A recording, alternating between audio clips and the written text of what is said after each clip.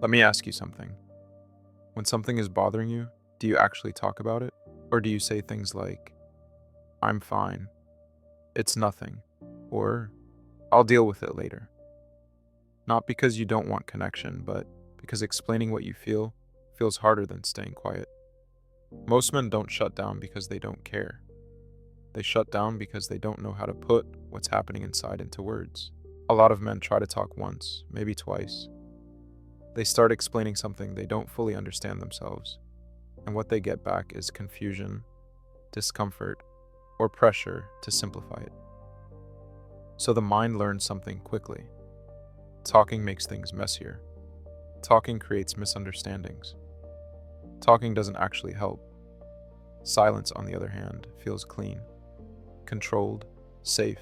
From the outside, it looks like emotional distance, avoidance, immaturity. But from the inside, it feels very different. It feels like standing in front of a language you were never taught, being asked to speak it fluently, and being judged when you can't. So instead of saying the wrong thing, you say nothing. Shutting down isn't weakness, it's self-protection. When you don't have clear emotional language, every conversation feels risky. You might be misunderstood. You might be told you're wrong. You might be expected to fix something you can't name. So you keep it inside, you distract yourself, you wait for it to pass, and silence becomes your default response. The problem is, silence doesn't stay small. The longer you don't talk, the harder it becomes to start. Thoughts pile up, feelings blur together. Eventually, even you don't know what you're feeling anymore. So when someone asks what's wrong, there's no clear answer, just pressure, and silence again. This is how shutdown becomes a pattern. This is part of the inner cage.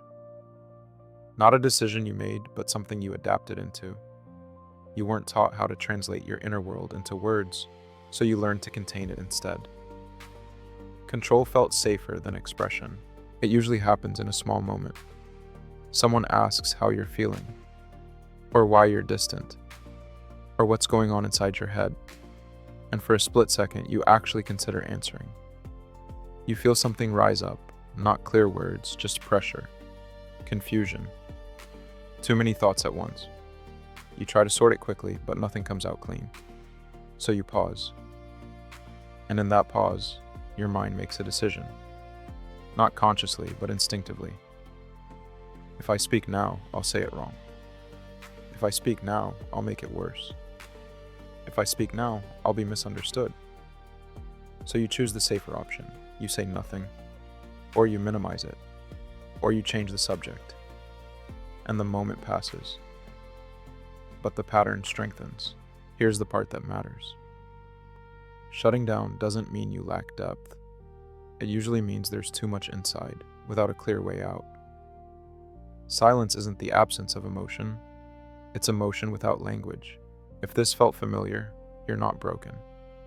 You didn't choose silence because you didn't care. You chose it because it felt safer than being misunderstood. You adapted, quietly, over time. This isn't about fixing you, it's about understanding what's been happening inside, so you don't stay trapped there. This is the inner cage.